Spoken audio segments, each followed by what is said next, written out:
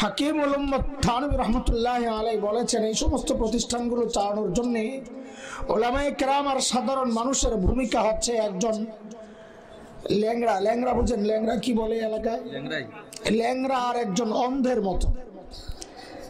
ল্যাংড়া আর অন্ধ ভিক্ষা করতেছে রাস্তায়, আপনারা দেখছেন কিনা? একজন সামনে থাকে, পেছনে কয়েকজন থাকে, একজনে একটা টান মারে, পিছনের সবাই বলে আমার আল্লাহ রসুলের নাম, তাল মিলায়। তো এক ল্যাংড়া আর এক অন্ধ কাঁঠাল গাছের নিচে দিয়ে যাচ্ছে। তো ল্যাংড়া বলে কি, ভাই কাঁঠাল দেখছে, কাঁঠাল পাকা কাঁঠাল, গ্রান কাঁঠাল পাকলে কিন্তু খুব গ্রান বের হয়। তো ল্যাংড়া বলে আরে আমাদের কপাল, তুইও কানা আমিও ল্যাংড়া, তুইও উইঠা গাছে কাঁঠাল পাবি না, আমিও ল্যাংড়ায় উঠতে পারবো না, আমাদের কপালে কাঁঠাল নাই। তো কানার মাথায় কিন্তু বুদ্ধি ভরা,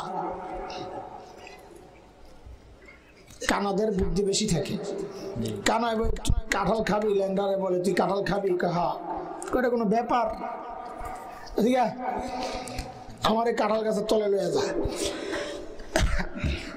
তো যেই না ল্যাংড়ায় কানারে কাঁঠাল গাছের তলে নিয়ে গেছে, ল্যাংড়ায় কাঁঠাল গাছের নিচে যায় বসছে, কানায় কানায় কাঁঠাল গাছের নিচে যায় বসছে। বৈশা বলে এবার তুই আমার কান্দে ওঠ, ল্যাংড়ারে বলে তুই আমার কান্দে ওঠ।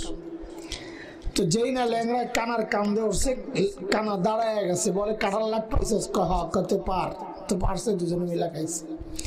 হাকিম উল উম্মত বড় দারুণ চমৎকার উদাহরণ। হাকিম উল উম্মত বলেন, ও দুনিয়ার কানারা, আপনারা সাধারণরা তাদেরকে বলেছেন তিনি অন্ধ, এলেমের নূর নাই, এলেম নাই আপনার কাছে, আপনি অন্ধ। আলেমের কাছে চোখ আছে, এলেম আছে, কিন্তু দাঁড়ানোর মতো ক্ষমতা নাই, পাও নাই, ল্যাংড়া। জান্নাতের কাঁঠাল খাইতে চাও তো তুমি কানা আলেমের নিচে দাঁড়াও, আলেম তোমার কান্দে উঠবে, দুইজনে মিল্লা কাঁঠাল পাইরা জান্নাতের রাস্তায় দুইজনে চলে যাবে। বুঝে আসছে কথা? ওই ল্যাংড়া, এই যে ল্যাংড়ারা আছে, ল্যাংড়া করে কান্দে নিতে রাজি আছেন তোরা? হ্যাঁ হ্যাঁ। এখন গন্ডগোল লাগে মাদ্রাসায়, কি জন্য জানেন? বিভিন্ন মাদ্রাসায় কমিটির সাথে মোতায়েমের গন্ডগোল লাগে। কেন লাগে? ওই যে কানায় চায় ল্যাংড়ার কান্দে উঠতে, পাবলিক চায় আলেমের কান্দে উঠতে, মাতবুরি করতে, তখন লাগে গন্ডগোল।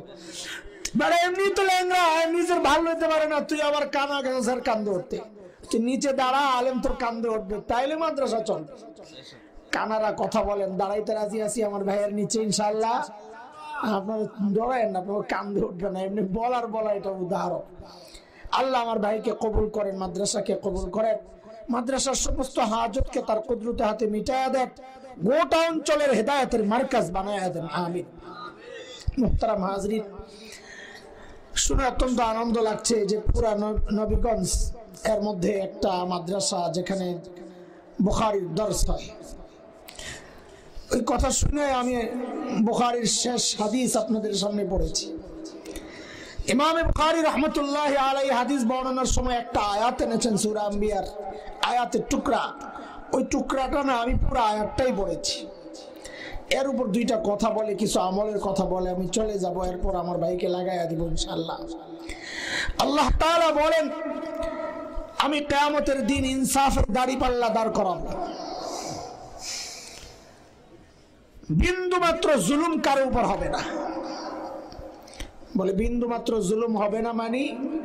তো আল্লাহ বলেন, ওয়া ইন কানা মিসকালা হাববাতিন মিন খারদাল, কারো আমল যদি সরিষা দানা পরিমাণও হয়, আমি ওই আমলকে আমল নামায় ওঠাবো, সেটা নেকি হোক আর গুনাহ হোক, যাই হোক আমল নামায় ওঠাবো। হিসাবের জন্য ওই ওঠানোই যথেষ্ট। ও দোস্ত, আমি আয়াতটা পড়লাম, তর্জমা করলাম না, আমার মধ্যে কোনো ভাবান্তর আছে না আপনাদের আছে? অথচ সাহাবায়ে কেরামের হালত ছিল এই জাতীয় বক্তব্য আসলে তারা কানতে কানতে বেহুশ হয়ে যেত। যাহাই হিসাব কেমনি দিব, হিসাব কেমনি দিব। সাইয়েদনা আবু বকর দূরে যায় কানতেন আর বলতেন, ইবনে আবি কুহাফা, এ আবু কুহাফার বেটা, তুই মানুষ কেন হইলি, এখন হিসাব কেমনি দিবি? অথচ আমাদের কোনো চিন্তা নাই, কারণ আমাদের জন্য আল্লাহ তো জান্নাত কয়েকটা রেডি রাখছেন, তাই না? হিসাব দেওয়া লাগবে, কথা মাথায় রাখেন দোস্ত। যেহেতু হিসাব ওজন করা হবে, আমল ওজন করা হবে, তো নবী আলাইহিস সালাম আমাদেরকে ছোট্ট একটা আমল শিখাইয়া দিয়েছেন, রে আমার উম্মত, তোমাদের জীবন ছোট্ট জীবন, হায়াত কম আমাদের, বলে অল্প সময় অল্প আমল করো, যেন এমন আমল করো যে কোনো দাড়ি পাল্লায় রাখলে যেন আমলগুলো ভারী হয়ে যায়। তো নবী ছোট্ট একটা আমল শিখাইয়া দিয়েছেন, আপনারা শিখবেন না এই আমল? আল্লাহর হাবিব বলেন কালিমাতান, দুইটা বক্তব্য এমন আছে, হাবিবাতান ইলার রহমান, যে দুইটা কথা রহমানের কাছে অনেক প্রিয়। আমি তর্জমা করেছি, নবীও বলেছেন। এইবার আপনাদের পরীক্ষা হবে, বলেন কার কাছে অনেক প্রিয়? এই ভুলটা করার জন্যই আমি কথাটা বলছি। আমি বলি নাই আল্লাহর কাছে প্রিয়, আমি অনুবাদ করেছি, নবীও বলেছেন রহমানের কাছে প্রিয়। বলেন এবার ঠিক করে বলেন, কার কাছে প্রিয়? আল্লাহর কাছে না, আল্লাহর কাছে না, বলেন কার কাছে? এখন আপনি বলবেন হুজুর আল্লাহর রহমান তো একই জন, একই সত্তা। হ্যাঁ, কথা ঠিক, একই সত্তা, কিন্তু রহমান বললে আলাদা একটা আবেদন থাকে, এর মধ্যে আলাদা কিছু আছে। বলে আলাদা কিছু কি সেটা? বলে এটা এখন বলবো না, পরে বলতেছি, আপনি হাদিস পুরাটা শোনেন। নবী বলেন হাবিবাতান ইলার রহমান, যেই দুই কালিমা, যেই দুই কথা রহমানের কাছে অনেক প্রিয়, খাফিফাতান আলাল লিসান, উচ্চারণ করা সহজ। বলেন তো আমার সাথে সাথে, সুবহানাল্লাহি ওয়া বিহামদি, বলেন সুবহানাল্লাহিল আযীম, বলেন আবার সুবহানাল্লাহি ওয়া বিহামদি, সুবহানাল্লাহিল আযীম। কষ্ট লাগছে? এই যে বলছেন কষ্ট লাগছে, ওইটাই নবী বলেছেন উচ্চারণ করা সোজা। কিন্তু আমার উম্মত কালিমা কম, মাত্র দুইটা, বক্তব্য মাত্র দুইটা, উচ্চারণ করাও সোজা। তার মানে এটা মনে করো না সব কম, না না না, সাকিলাতানি ফিল মিজান, পাল্লায় রাখলে পাল্লা সাথে সাথে নিচের দিকে চলে যাবে। কালিমা দুইটা আবার বলেন তো, সুবহানাল্লাহি ওয়া বিহামদি, সুবহানাল্লাহিল আযীম। বলেন তো এই দুই কালিমা কার কাছে প্রিয়? এইবার ঠিক করে বলছেন না, কার কাছে? আল্লাহর নবী আল্লাহর কাছে প্রিয় এটা না বলে রহমানের কাছে প্রিয়, এটা কেন বললেন? মুহাদ্দিসরা এই আলোচনা করেন, লম্বা আলোচনা। আমি মূর্খ মানুষ, আপনারা সাধারণ মানুষ, আপনাদের মতো করে আমি একটু বুঝাইয়া দিয়া যাইগা। আল্লাহর নবী আল্লাহর কাছে প্রিয় এটা না বলে কি বললেন? কার কাছে প্রিয়? এটা একটু বুঝেন। বলে আমল তো হালকা, আমল কি? মাত্র দুইটা কথা, সুবহানাল্লাহি ওয়া বিহামদিহি, সুবহানাল্লাহিল আযীম। আমল তো কম, কিন্তু নবী বলেন পাল্লায় যখন রাখা হবে তোমার আমল, নেক আমলের পাল্লাটা ভারী হয়ে যাবে। সুবহানাল্লাহ। কেন আমল কম তো পাল্লা ভারী হবে কেন? আমল কম তো পাল্লা ভারী হবে কেন? তো নবী শুরুতে জবাব দিয়েছেন, এরে আমার উম্মত, আমল কম পাল্লা ভারীর কারণ হচ্ছে যে এটা রহমানের পছন্দ হয়ে গেছে। আর রহমান বলা হয় ওই নবীকে, ওই সত্তাকে, নবীরা ওই সত্তাকে রহমান বলা হয়, ওই সত্তাকে যিনি মজুরি কম হয়, আমল কম হয়, মজুরি বেশি দেন। বলেন আমার সাথে, রহমান কাকে বলে? কাজ কম, যিনি মজুরি বেশি দেন। বলেন কাজ কম, মজুরি কি দেন? বলে আমল তো কম কিন্তু তিনি মজুরি বেশি দেন। এর একটা উদাহরণ শুনুন আপনারা। কোরআনুল কারীমের মধ্যে আসছে, বান্দা যখন গুনাহ করে যখন তওবা করে আল্লাহর কাছে, সূরা ফুরকানের মধ্যে আসছে আয়াত 70। বান্দা যখন গুনাহ করে তওবা করে, পাক্কা দিলে তওবা করে যখন নেক আমল শুরু করে দেয়, তো আল্লাহ বলেন আমি তার সব গুনাহ মাফ কইরা যেই কয়টা গুনাহ সে করেছে ঠিক ওই কয়টা নেকি তার আমল নামায় ঢুকাইয়া দিই। ইল্লা মান তাবা ওয়া আমানা ওয়া আমিলা আমালান সালিহা ফাউলাইক ইউবাদদিলুল্লাহু সাইয়্যাতিহিম হাসানাত।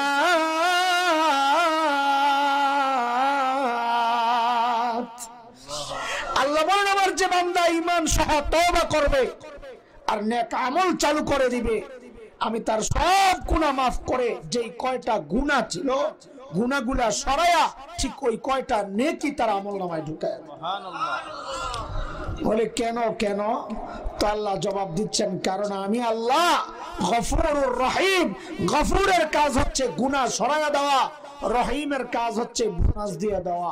গফুর দিয়া মাফ করছি, রহিম দ্বারা নেকি ঢুকাইয়া দিছি। সুবহানাল্লাহ।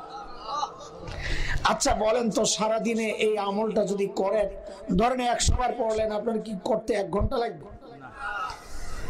এত অল্প একটা আমল, অথচ সওয়াব কত বেশি। সুবহানাল্লাহ। নবী বলেন ভারী হয়ে যাবে। ভারীর কি অর্থ বলেন তো? পাল্লার, দাড়ি পাল্লার মধ্যে পাল্লা থাকে কয়টা? কয়টা? একটা যদি ভারী হয়ে নিচের দিকে যায় তো আরেকটা কোন দিকে যাবে? তো নেক আমলের পাল্লা যদি এই কালিমা তাসবিহ রাখলে নিচের দিকে চলে যায়, তো গুনার আমলনামা কোন দিকে যাবে? হায় হায়, তো তার জান্নাতি। হিসাব কত সোজা। আচ্ছা শুনেন, যদি এটাও আপনাকে কষ্ট হয় যে হুজুর আর একটু শর্টকাট করা যায় কিনা, আপনারা শর্টকাট খালি ইসলাম চান, ডাইরেক্ট বাইপাসে, সুন্দর কথা কইছে আমার ভাই, বাইপাস জান্নাত চান আপনারা না? আচ্ছা আরো অর্ধেক করে দিই, ঠিক আছে? তো পড়েন আমার সাথে সুবহানাল্লাহি ওয়া বিহামদি।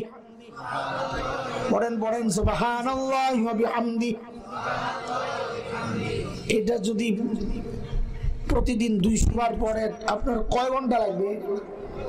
হ্যাঁ, কয়েক মিনিট।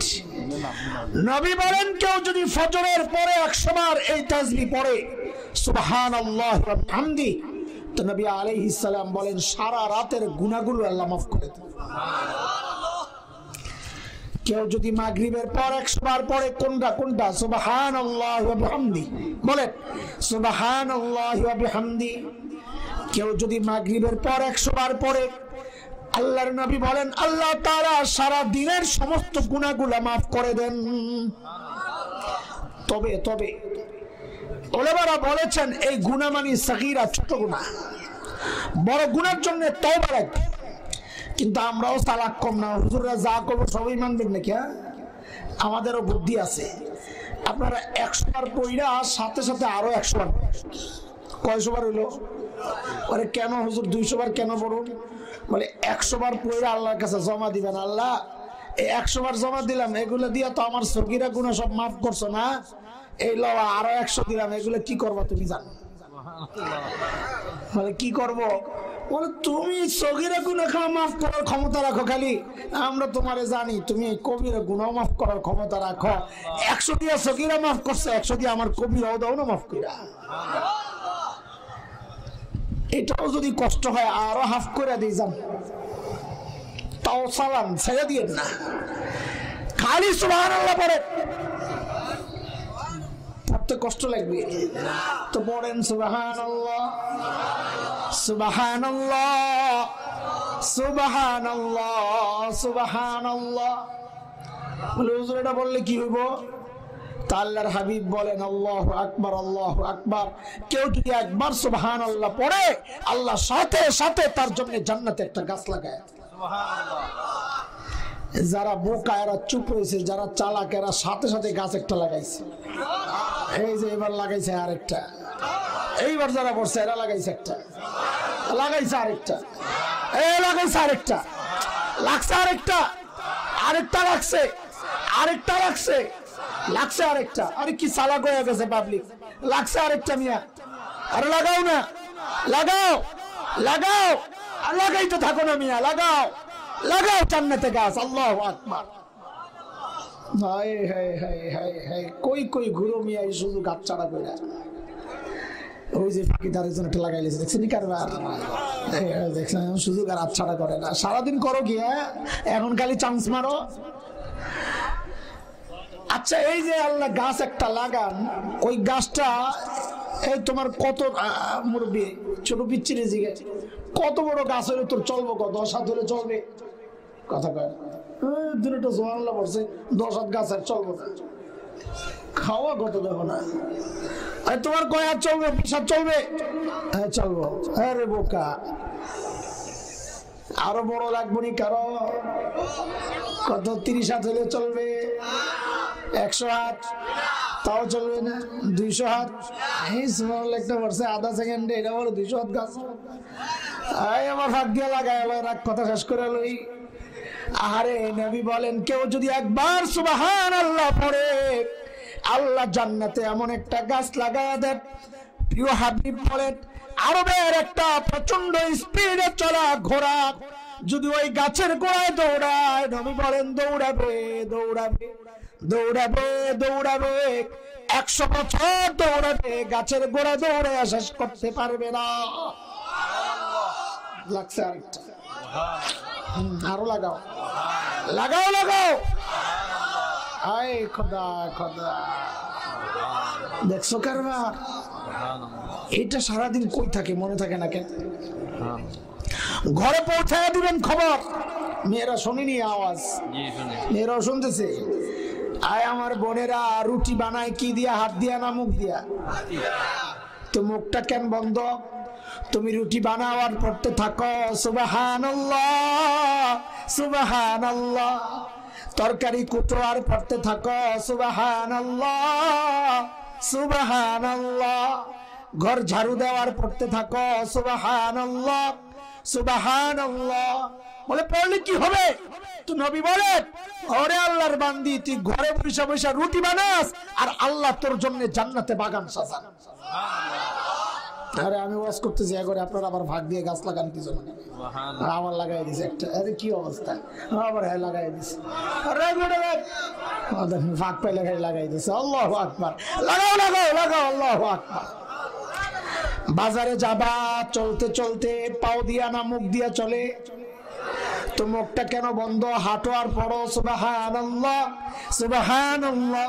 মসজিদে যাও তো বড় আলহামদুলিল্লাহ, আল্লাহু আকবার, লা ইলাহা ইল্লাল্লাহ লা ইলাহা ইল্লাল্লাহ লা ইলাহা ইল্লাল্লাহ।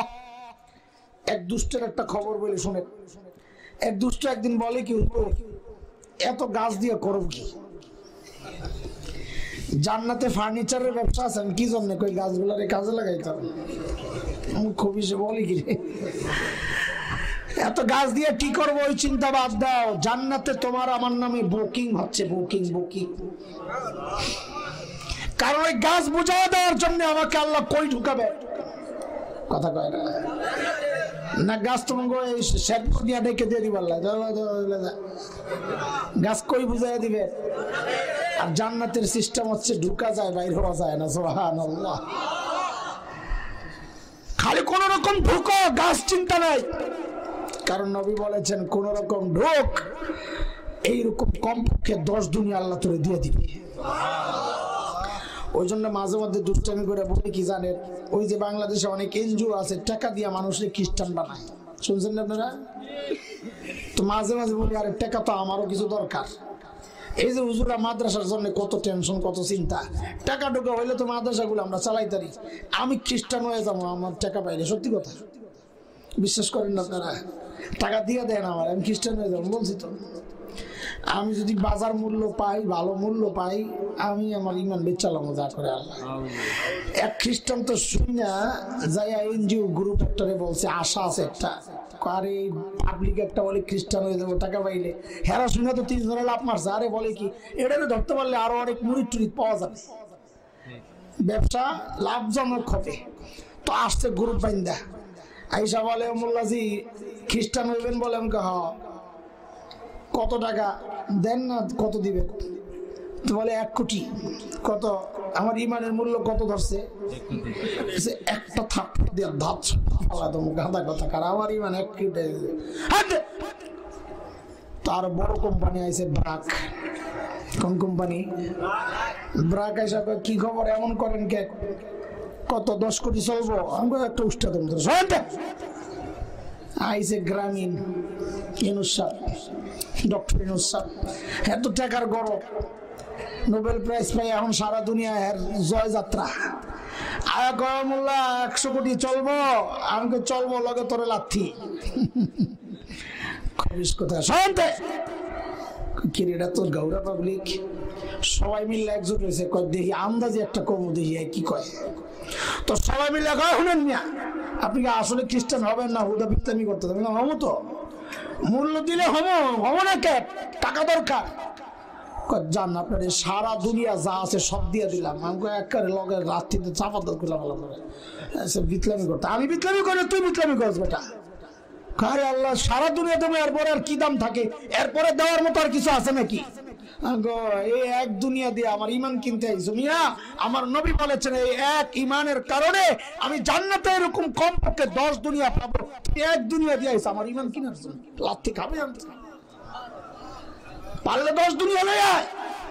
তারপরে চিন্তা করুন বেচবো কি বেচবো না, তাও বলবো বেচবো না। কেন? জান্নাতে হইলো কত স্পেশাল জিনিস, দুনিয়ার এই গোবর মাখা মাটি লই আইছে আমার ইমান কিনার জন্য। সারা দুনিয়ার 100 গুণ করলেও তো জান্নাতের একটা ইটের টুকরা হবে না।